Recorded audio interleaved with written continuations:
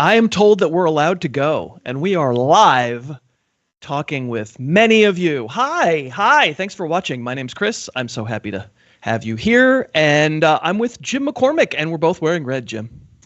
We are, except, mine's in honor of Robert Boucher, Jr. Where's he?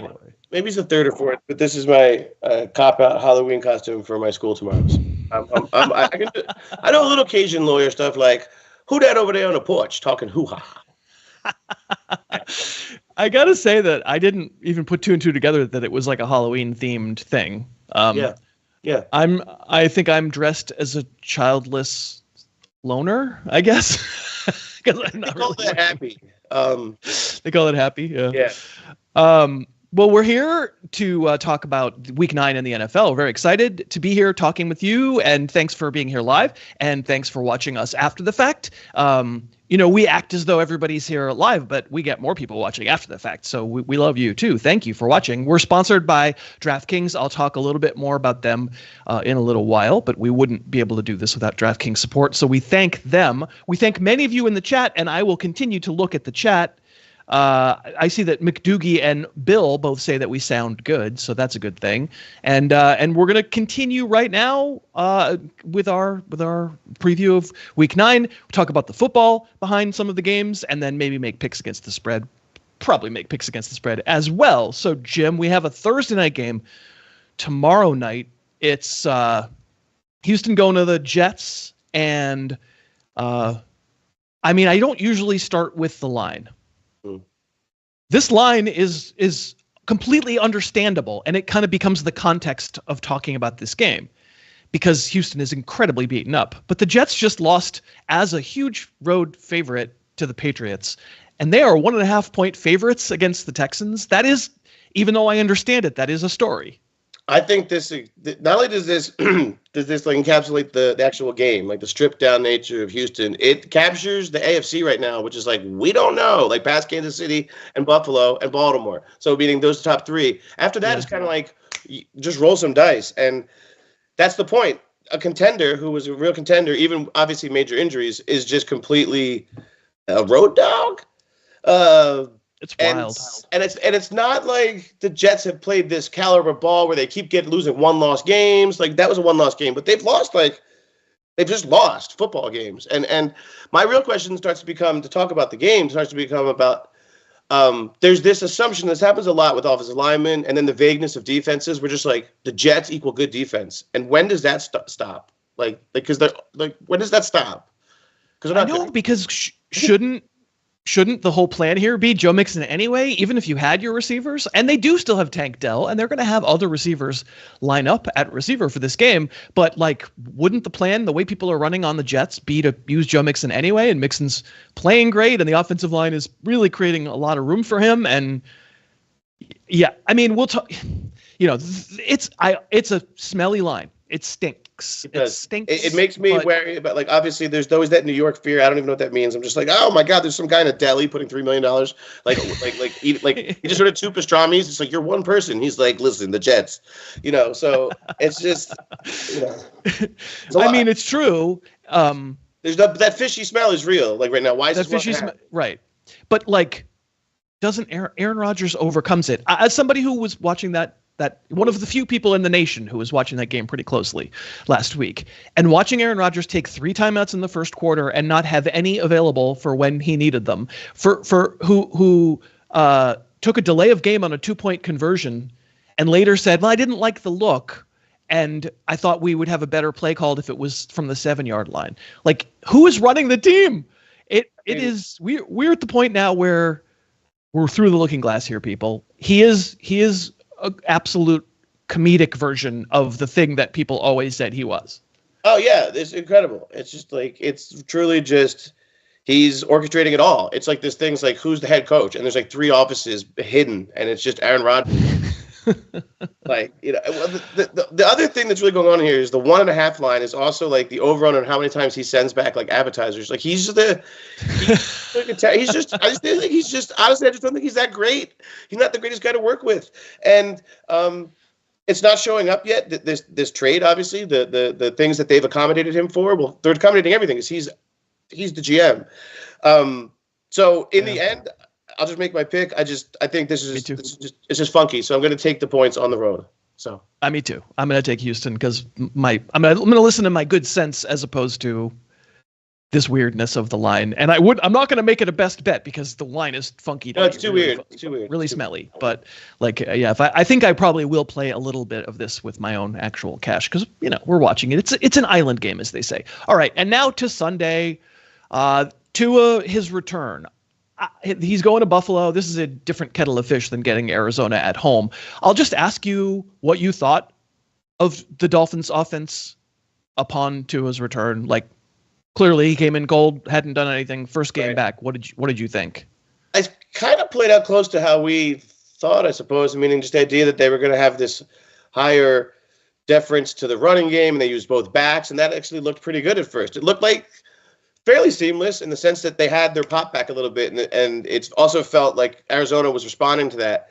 And then I think what happened is Arizona realized we don't have to be afraid of the things we came in afraid of protecting, meaning the big play or the strike. So I just wonder where the fear is right now with playing Miami. That was what I walked away from. I think they were prepared to be afraid. I think Arizona, and they weren't. So that's fair. I thought immediately it was obvious there was so much more room. I mean, Devon Achane must have been praise everything because suddenly, he's getting at least some degree of respect. Tyreek had the one really nice long catch down the right sideline. There was the throw early in the game down the left sideline where Tua threw it late and way underthrew it, and that was an Anthony Richardson special. That was bad. But Jalen Waddle catches the ball at the 5-yard line, and we're probably talking about a different game. A hell of a lot of penalties on Miami. I felt like that's overall, you could feel yes, don't fire the coach. They actually do know what they're doing offensively. Defensively, it's not a good team, and that's where it comes in. Because I saw this game in week 2. It's the game Tua got hurt in Buffalo in Miami. It's clear that everybody knows that we remember that game because the line is 6. So that, division rivals, you wouldn't, I think, Miami still considered a playoff threat in the terrible AFC. I don't think you'd normally see a 6-point spread, but people remember week 2. They remember week 2. And I think this also feels, I think to some people, desperation mode or whatever you call it at this point for this, the Miami. They got to win some games. They have to get in. Have to get in. And particularly just have any chance even in the division if they had tiebreakers. In any case, like I said last week, I think when Buffalo wins, they win. They're putting the pedal on it. I just think they're a far superior team. What they've done, McDermott, for all the stuff he gets, you talked about how good McDaniel's on offense. I think he's that version on defense. He's so good. It's just a matter of if they can muster enough offense to keep it going and not just always be the Allen show. But right now, the Allen show's enough. So. Yeah, I'm going to give these points too. I said it at 8. It's just a chamber of horrors for Miami, and sometimes that chamber of horror, last year, it was because it was cold, and I don't expect it to be real cold for this game, maybe compared to Miami, where it's still 1,000 degrees. But I'm going to be with you. Buffalo -6 feels a little weird. We'll get back to previewing the games in just a moment. Let me take the moment to thank DraftKings for sponsoring us. If you would like this show to continue and you think it's fun to watch every week and it's a nice little aperitif to get you ready for the week in the NFL, there's one great way. If you've never downloaded the DraftKings app, if you're in one of the states where it's allowed, most states it's allowed now. If you sign up using the code HarrisTube, all one word, and that you'll actually be able to make one $5 bet, you'll get $200 in bonus bets put into your account automatically. You don't have to do anything. If you're a new downloader of the app, use the code HarrisTube when you sign up. Make a $5 bet. Maybe you like the Texans on Thursday night. You'll immediately have $200 in bonus bets to play around with, which is fun. It lets you spread it around. We want you to bet in very small amounts, mostly for entertainment value, but it does help us out if you do that. And we thank DraftKings very much for continuing to sponsor us. I'm going to take a second to look at the chat here. Auburn says that it's warmer right now in upstate New York, so we know. Not going to be a cold game. Thomas says, do I have to own a yacht to have the Harris football wallpaper? What do you think, Jim? That's called a buoy. That's how big the buoy is. The yacht is. So a strange sitting by a buoy. Don't worry about it. It's a physics question. So. I'm like on the side of the. I'm on the deck. I'm in the open. This is open air. I'm on the deck here. Yes. So we're appreciative for our live watchers and welcome to you. And we'll be hitting you up for some favors here momentarily. Let's get back to the games in Week 9. We're going to go quick through the Patriots Titans. The assumption here on this side of the deck is that Drake May will not be playing because of his concussion. That was dicey. They waited about 15 minutes before they decided he had a concussion because there was a quarter break between the first and the second. But then here comes Jacoby Brissett, and for heaven's sake, like that was on Sauce Gardner, that pass to Kayshon Boutte. That was a really good throw. The Patriots are headed to Tennessee. The Titans aren't the worst team in the NFL. They hung with the Lions for a while in that game, and their quarterback was just stupid. Tennessee is a 3.5-point favorite. Do you have like a strong pick there? I don't. I'm actually giving the points here. It's strange. This line is strange.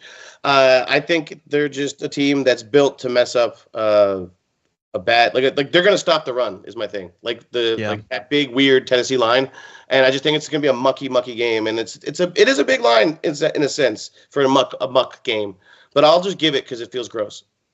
I'm going to give them 2. I said it at 4, so it's not like I feel strongly about it. But at 3.5 is the line. Tennessee doesn't stink. Their defense really doesn't stink. Right. And like you said, I think they will take away the run. So we will move on to the Cowboys visiting the Falcons. And I got that game wrong last week. I got a lot of games wrong last week. Did we determine? I think I went 5-9 and you went like 5-11. Was that right? Last week didn't happen. I'm teetering now. I'm still over 500, but like, not marvelous. And my both of my best bets were garbage, like right away garbage. 0-2. So I'm 8-8, I think, for the year on best bets. Not what you want. But anyway, Cowboys. It felt like they might backdoor their way into a cover against the Niners, but that was an absolute blowout, and the Niners had pulled the parachute. It put the lie to this theory that I advanced on this show last week that the Cowboys were mad at having heard how bad they were and were to come out strong. No. The defense is going to get healthier here. There's a chance that Micah Parsons plays this week. So, okay. But the Cowboys aren't that good, which is kind of convenient because neither are the Falcons. No, it's not Spider-Man Mimi in the sense that they're not that similar in how they play, but they're similar in like my expectations of them and where they live. That they're an honorary NFC South team. Right now, Dallas. Like they might as well geographically be one. Let's be honest, because it's like the NFC East doesn't make a lot of sense for Dallas. But rivalries and TV ratings be damned. My main point is that like they don't have. At some point, I thought the identity of this offense would show up, but it's not like last year's team. Of course, maybe ignoring running backs and like having Dalvin Cook like exhumed for this game isn't the best move. It might not be. Dak is whack, says Max. There's a little of that. There's a little Dak problems. The 2 interceptions were stinky last week. I mean, you can be in that game. The Niners offense isn't playing great. Everybody's hurt. Like, you can be in that game, and those were bad interceptions. This just in, I'm being told in my not fictional earpiece, the Falcons don't get to play against the Buccaneers in this game. And that's, again, the NFC South somehow plays the NFC South every week, and it's against the rules. But, like, Kirk Cousins has put up these 2 historic games against the terrible Buccaneers pass defense and done nothing otherwise. And, like you said, played the other teams of the NFC South in the other games and still not able to produce on them. I don't think Atlanta goes bananas offensively in this game. Yeah, and I don't even have really watched a full Kirk Cousins experience in terms of every single snap the whole time, and even again when they were able to beat the Eagles, and that was like more than likely an Eagles team who really didn't know what they were doing on defense yet. But it wasn't because of Kirk Cousins, so there's not this. I heard somebody saying how like special he's playing right now, and I was like, wait, what? Against Tampa. Yeah, no, exactly. So I guess it's those moments, but in essence, my thing is there's such similar teams that I'm actually going to take the points because of the premise of the unknown. I think there's such known with Atlanta. There's such a known property that I kind of know what they're going to do. They're Kirk Cousins, whereas Dallas at least has this defensive chip that I haven't seen played in a while. Yeah, just can they get the guys back? They have no pass. That's my point. Everybody's at that one position has been hurt. Gee, why haven't they had a pass rush? Right. It's really hard to figure out. Oh, their top 8 defensive ends are all hurt. That's Sure. might have something to do with it. So yeah, strongly for me on the Cowboys as well. Swissy says me and Kirk Cousins, you and Kirk Cousins on a team that wants to run it. You and Kirk Cousins, me and Kirk Cousins. I can see him fumbling. I just filled in the rest of the lyrics because I knew what Swissy meant. Yeah, okay. Nick is saying he loves the show, but he has to tune into the World Series, and I get it. But like, you could two scream it. You don't really two stream it, rather. You could also two scream it. And you know, like that game's gonna be over on Friday. So, but also you can just turn down the volume. John Smoltz is a grouch. What do you need to listen to that for? Sure. He's like I throw 89 inside. It's like just on a team that wants to run it, says Kevin. You know what? Before everybody leaves for the World Series, let's do a like spike. When I say go, give me a likes. Everybody who's here, give me a like spike. That, you know, getting a lot of likes quick on a video, that helps the algorithm. So you ready to go? Can you find the like button on your phone, on your tablet, on your? Everybody ready? I'm gonna do it too. I got the page open. I'm like spiking too. Here we go. 3. What was that? 2, 1. Give me a like. Oh, look at this! The hearts that are just firing. I just saw so many hearts. I saw 100 go by. I saw hearts. This is great. This is great. It's wonderful. Thank you for the like spike. We appreciate that very much. All right. The Raiders, who played a good game against the Chiefs and then covered really late, which was nice for me.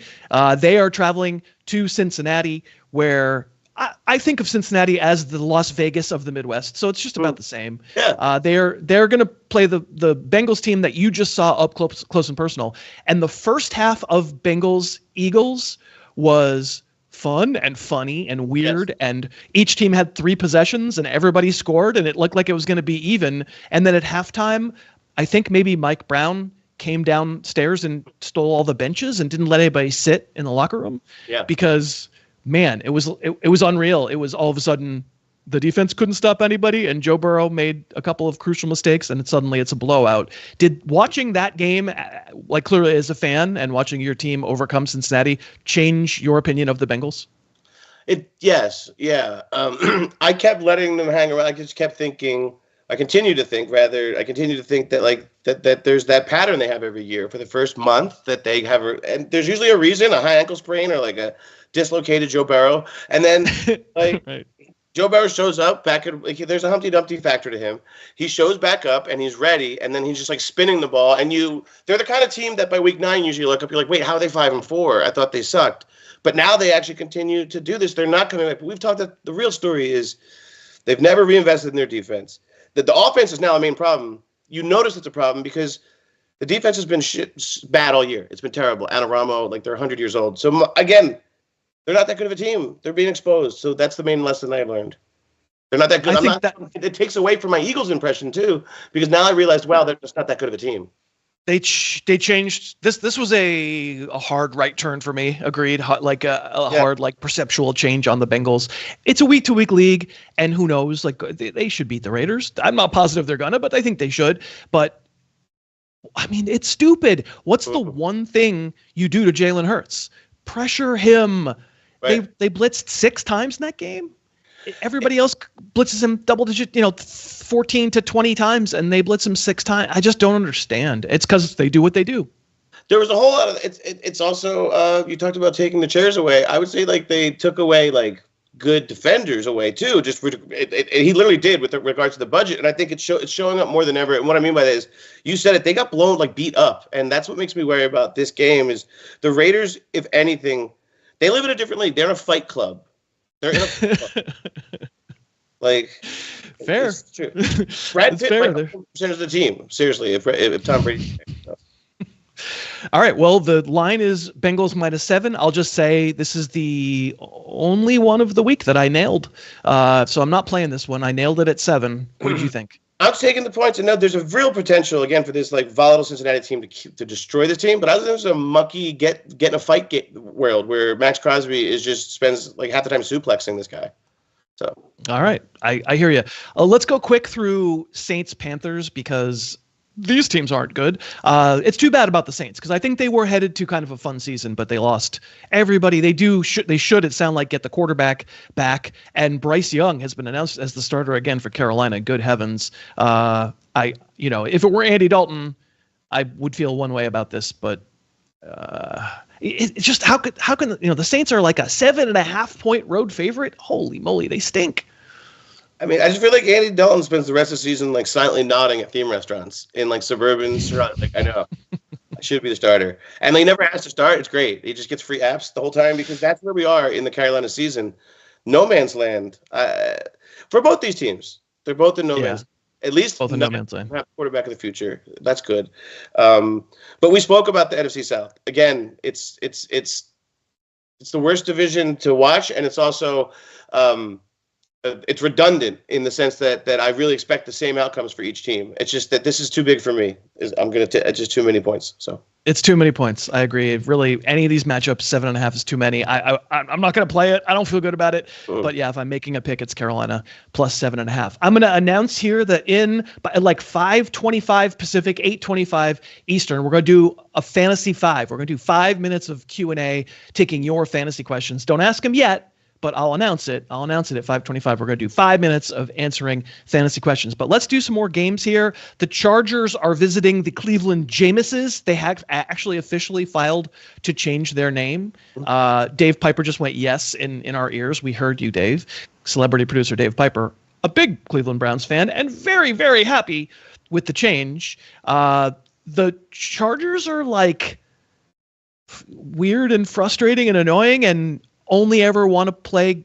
I mean, I guess they're like the stupid version of the Chiefs. Like the Chargers with Jim Harbaugh think that they're Super Bowl favorites. They think that they've won the last 2 Super Bowls, and all they need to do is just get through this annoying regular season by running and by like throwing 1-yard passes, and then they'll get to January, and then you'll see the real them. And the problem is that by then they're going to be 6-11 or something. So yeah, I don't enjoy watching them. I find them to be quite frustrating and annoying. And I feel like they just make everything hard on themselves. And they're visiting Cleveland, who looked really good on defense this past week. Really good. It was Baltimore. Like, they played pretty well on defense. The offensive line looked terrific.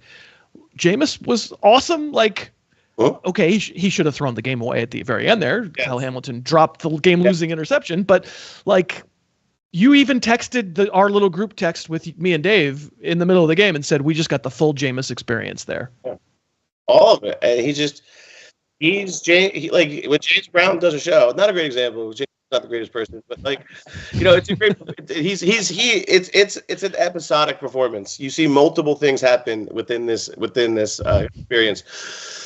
The thing that might be lost in the shuffle with all the Chargers talk, and they are so boring and they're so strange, is that Herbert does seem like he's getting a little bit of like some stuff I haven't seen in a while. Like, he's doing a little bit some of these gunslinger things that I like when he does them.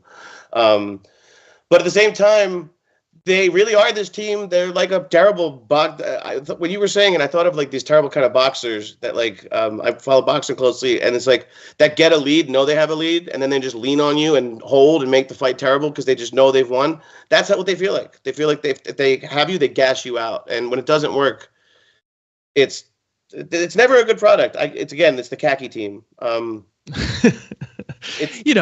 Last week it worked because the Saints were never going to score any points. But think about the Arizona game from a couple weeks ago, where you just try a little and you're going to win that game. Arizona wants to give you that game, and you're that's such a good analogy. They're just sitting there leaning on them. They hang around. We'll just see what happens when we get to the 15th round. We'll just see what happens. I don't know. I like Cleveland. Cleveland's a home dog at a 1.5 home dog. I think Cleveland wins this game. We've been on a lot of games together today. I think I'm going Justin Herbert because guys with long hair probably do well in Cleveland. I hear you, man. I think the roster is probably better with the Chargers, but it's turning out that Jameis. Of course, the moment we start to trust Jameis, we know what happens. Yes, 5 interception game, of course. So I'm about to take with this one in the chops for sure. All right, you ready to do a 5 minutes of fantasy? Yeah. All right, 5 minutes of fantasy. Chewed Pen says, in the name of Chubb, which is fair. In the name of Chubb. Max says that you guys were all over calling Cleveland last week. That was impressive.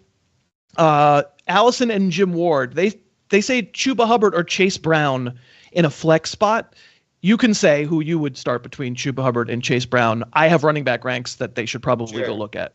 I would do Chase. I know I've been down on them before, but like I just think there is.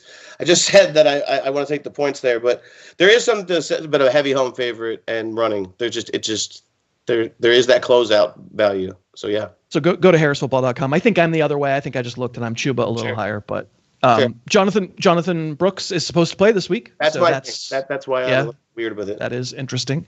Kevin says, who is this Chuba that you speak of? Don't you mean Chuber? And of course I do mean Chuber. That is fair. Steven says, rest of the season, Calvin Ridley, Josh Downs, or Keon Coleman? It's going to be Downs. I think there's just a big shift here. The fact that like Steichen, this is his like bootleg Rivers. He's going to pass it 43 times a game. Flacco. Again, go to harrisfootball.com. I think Downs is good. Real easy to get my answer on things like that because harrisfootball.com. I spend a lot of time putting it together. Swissy says, dynasty trade targets. It's a little open-ended. It's hard to like sift through in your mind every single possibility. But like, if I come up with one guy and honestly, Chuba Hubbard. Okay. I'll say Chuba Hubbard because he's a free agent at the end of the year. I don't think he's going to be in Carolina. He's played legitimately well. I did film review of him on the podcast, and the comp that I have for him now is sort of Aaron Jones-ish, like a little taller, a little more upright.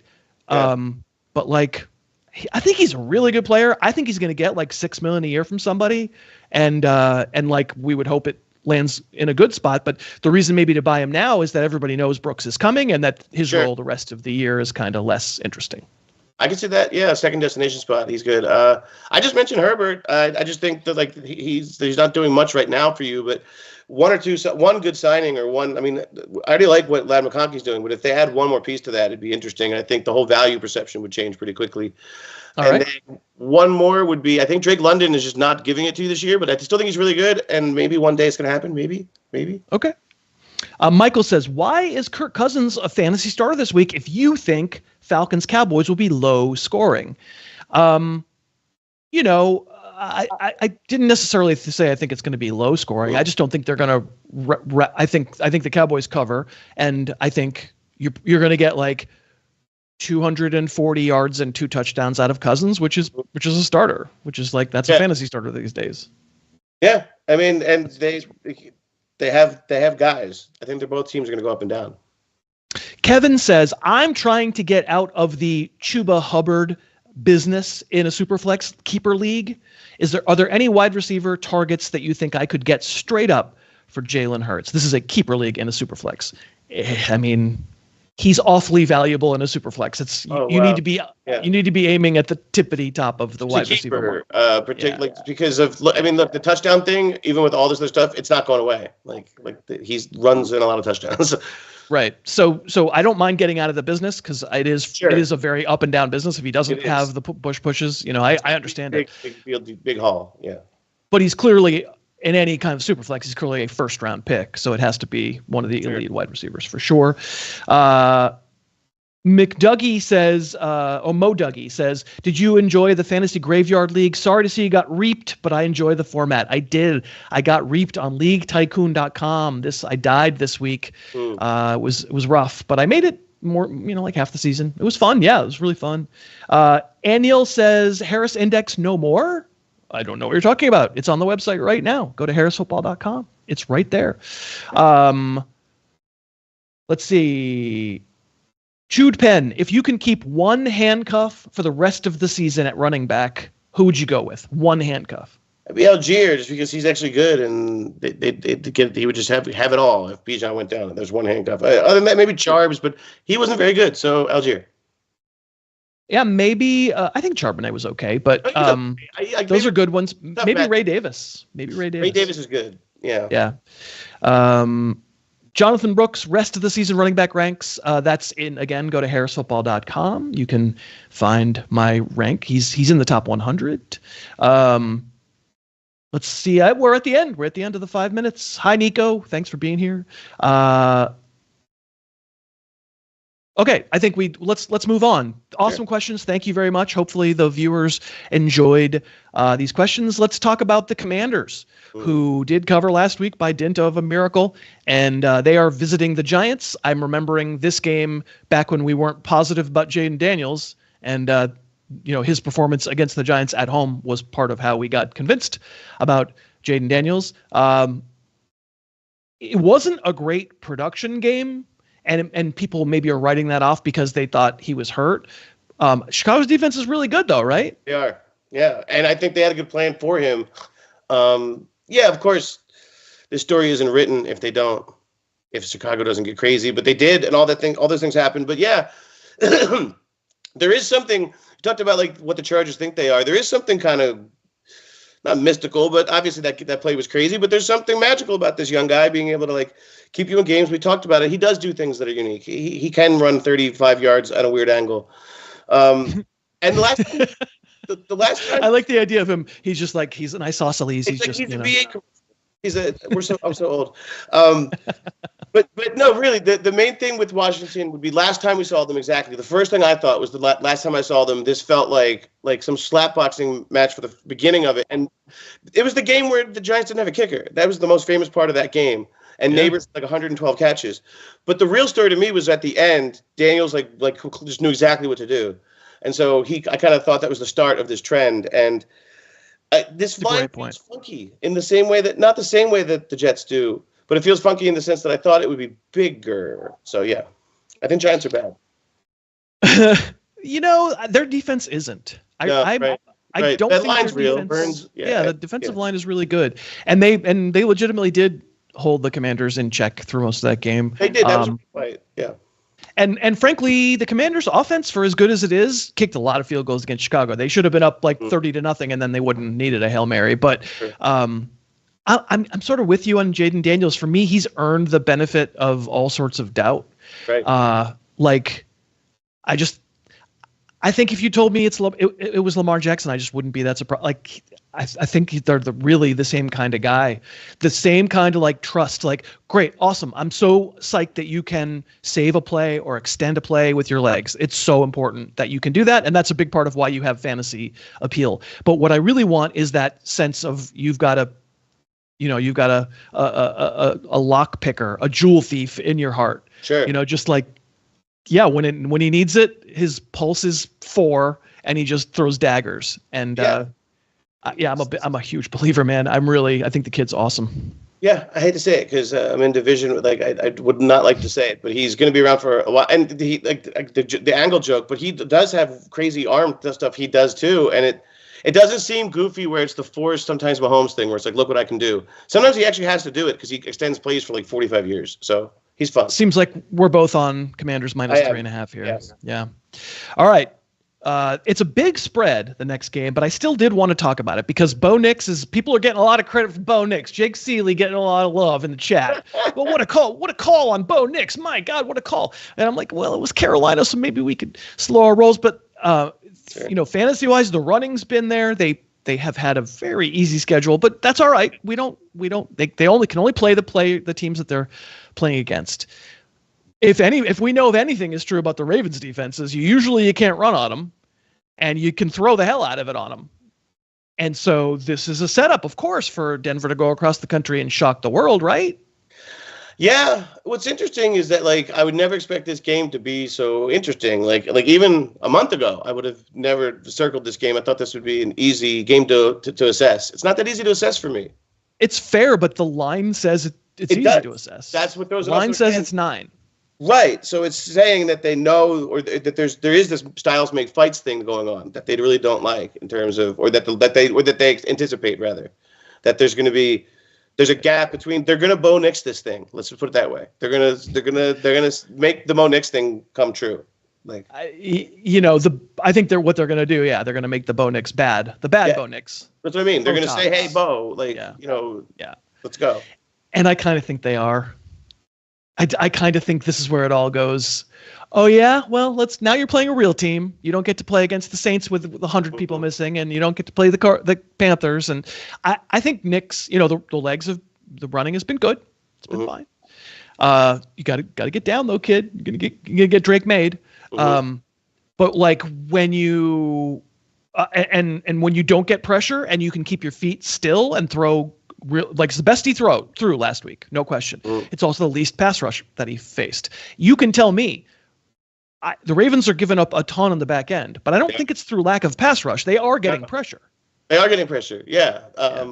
They've had some weird luck, some weird like I don't know, not luck, but they've some volatile, unprepared things. I mean, I don't know if they had any book on Jameis Winston, but that's not an excuse. The main point is that I think they're going to roll too. I hate it because I think they're going to roll. I thought I was going to be I thought this was going to be my huge advantage thing because I had it at 10 and I was like, okay, I'm going to have a huge gap here, but no.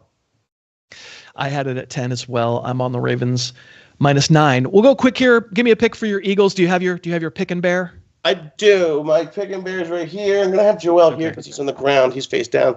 All right. So I'll just be like, yeah, go Birds. You know what I mean? Doug, I love you, but you know what? Just enjoy the time off. This might be your last week coaching the NFL. All right, go Birds. Seriously, love you, Doug. Love you, Doug. Yeah. Well, love you, Doug. I also am on Eagles -7.5. I assume that was what you were saying. Yeah, they're just really like the Jaguars are really that bad. Yeah, and they might have like half the team by next week. Like they might trade Devin Lloyd and like everything else. They're not that good, by the way. Those guys. Yeah, and yet what has two thumbs and had the Jags over the Packers last week? It didn't. It had a lot of blood on it. I admit it didn't look like I was on the right side for most of the game, but. All right, let's move on. Let's do the aforementioned Bears. They are traveling to Arizona. And you were saying before we started that, and actually I think you may have said it when we talked about Miami, that you're impressed with Kyler.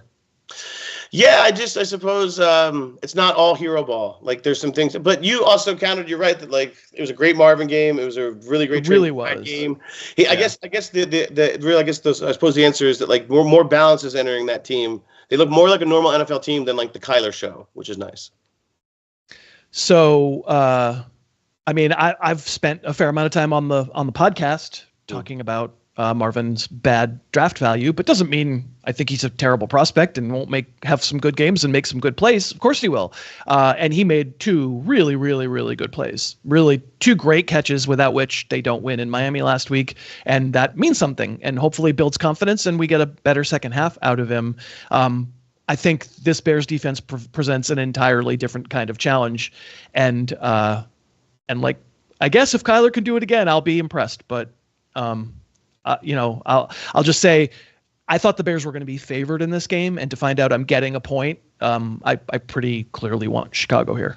Yeah, I much like Kyler. I think the Bears defense is by far the best unit on the field, and it's showing up week to week. Really, like they make weird games happen. So I'm going to take the points. I mean, Caleb Williams had, was it 2 completions at halftime and 3 completions at the end of the third quarter, or it might have been 3 and 4. Like he was horrible. Yes. He was horrible until the fourth quarter. He was very good in the fourth quarter. Sure. But like there's some Anthony Richardson lurking there. Like, dude, you can't go 2 for 18 or whatever. Like, you got to figure this out. So that's a little scary to be on that side. We got 4 more games to go and we're going to get to them. But I was hoping maybe I could ask the friends who are with us in the chat room one more time to give me a like spike when I say go. I don't think I can like it again because I've already liked it once. So I'm done with the liking personally. But if you haven't liked it yet and you would like with me at the same moment, it would really help. You ready? 3, 2, 1. Like. We're so happy if you do that. Let's see if the likes come through. Here they go. Nope. No like. Oh, wait, there they started. Thank you so much for the likes. We do think that it helps the show become more discoverable by folks who like football. So we're hoping that folks can find that. All right. Rams are visiting Seattle. Boy, was I wrong about the Rams last week. Wow.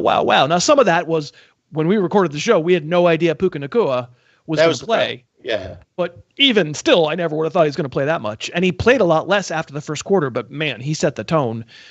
That said, the Vikings are fine in that game, and then they lose the left tackle. Sure. And isn't it funny when you can't block somebody like Jared Verse becomes Lawrence Taylor? Isn't it funny how suddenly the Rams defense looks good when I don't think that you or I think that the Rams defense is actually good? No, that was like just grooving down the middle. Like yes, you can hit homers that way. They had nothing left. It was almost like forgetting to have a kicker kind of thing. Just like not really. I just wanted to mention that again, that they forgot to have a kicker. Forgot to have a kicker. So, and then Seattle gets absolutely boat raced by Buffalo. So I got both of those games wrong, both of these teams wrong.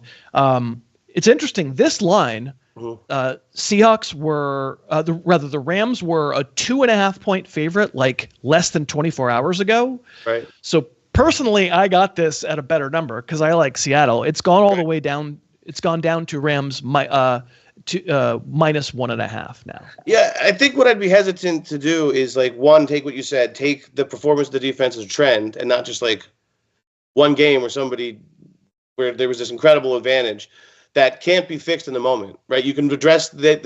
No matter what Minnesota does, they can address it much better later, and that advantage won't be present today. My thing is just these teams are super volatile. Like the Bengals kind of remind me of, the Bengals. The Seahawks kind of remind me of the Bengals, how like 1 week they're going to destroy you, and then you're going to give up 38 to a rando. All that said, I'm taking the points at home too because I don't think the Rams deserve to be road favorites. I just don't. Stafford has to be a miracle maker for those things to work, and that can't happen every week. It's funny because I remember week 1 last year, the Rams were expected to be garbage, and they go to Seattle, right, and they win outright. They were like 6 points off. It crushed everybody's survivor pool right away. And so it's not like it's a bad place for them to play. It's interesting that Buffalo had such an easy time of it, and that tends to be a hard place to play. And so maybe Seattle will have something to say about that. The good folks of Seattle will have something to say about that. I liked it better when I got Seattle 2.5, but for the purposes of our records here, I will take Seattle 1.5. Big NFC North showdown. I wish we knew whether Jordan Love is healthy. I don't know about you. This line almost makes it feel like they're planning on him not playing. Okay. Yeah, because they're pretty big favorites in a game that I thought would be closer to, particularly in Lambeau and the way this division works out, closer to a pick. I had this at -1 Detroit. Yeah, it feels like Malik Willis line. I didn't have that anticipation. I wasn't reading it as much because I was looking at this on Monday. So okay. All right. Yeah, when I first wrote my lines down, I'm saying so. Spencer Feather says, "I'm a Seahawk fan. No shot. You're wrong about the last game." I think that's funny. I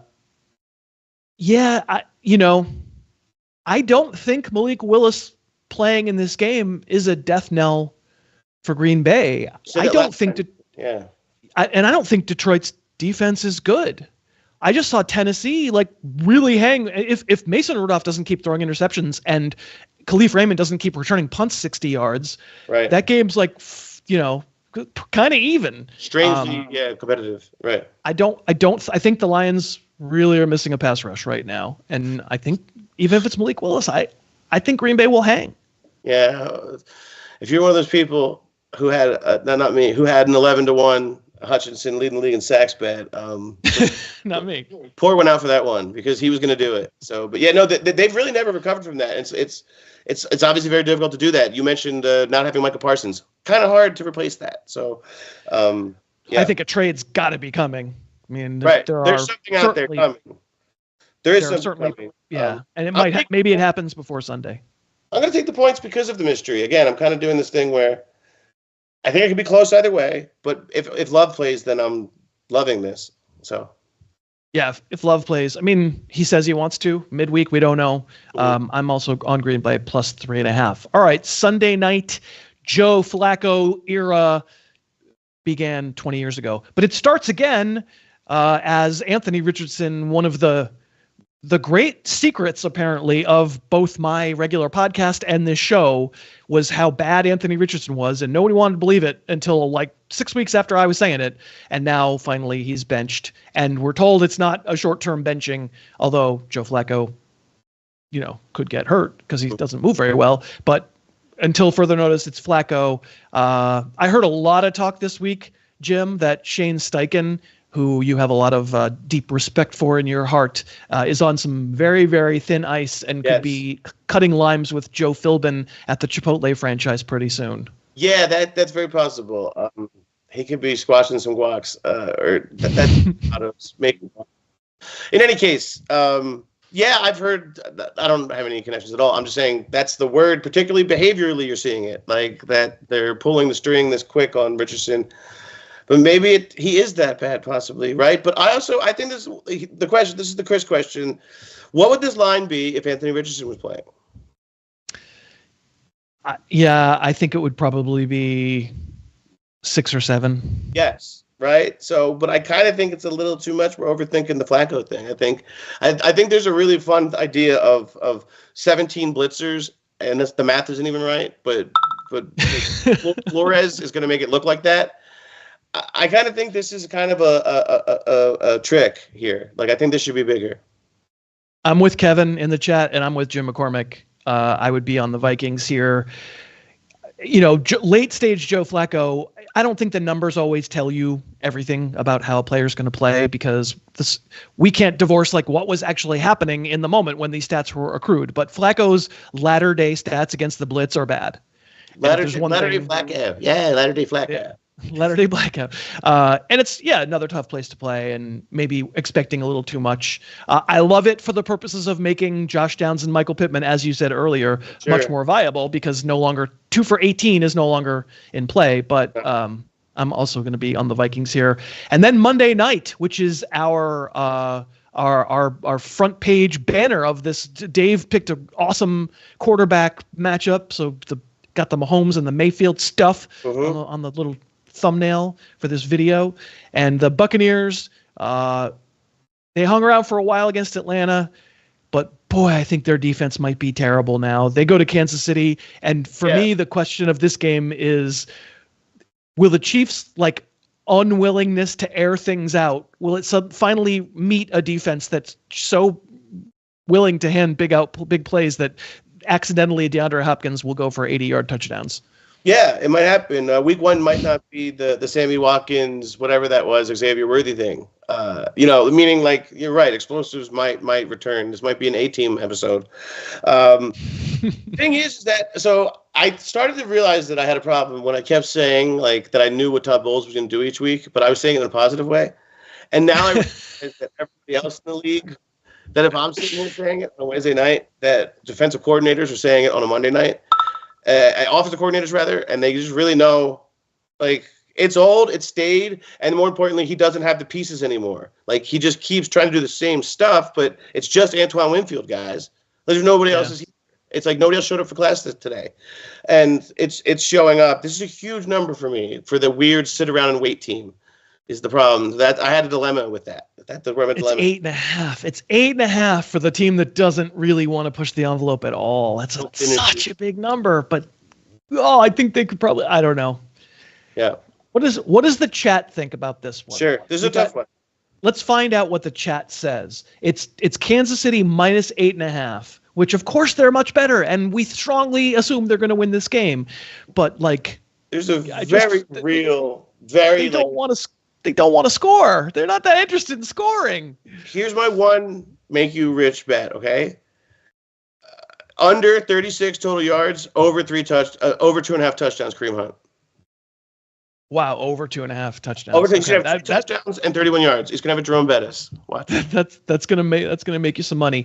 I've got Max saying Tampa. I've got Victor saying Chiefs. I've got Nathan saying Bucks will backdoor.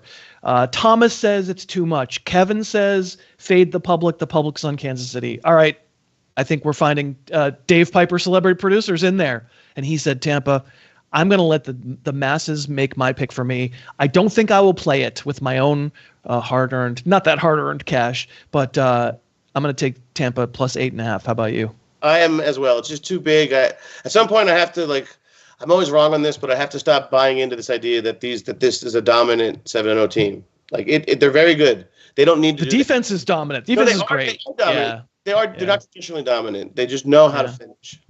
Yeah, they know how to finish. They do. I mean, they wait for you to poop on yourself. No question. All right.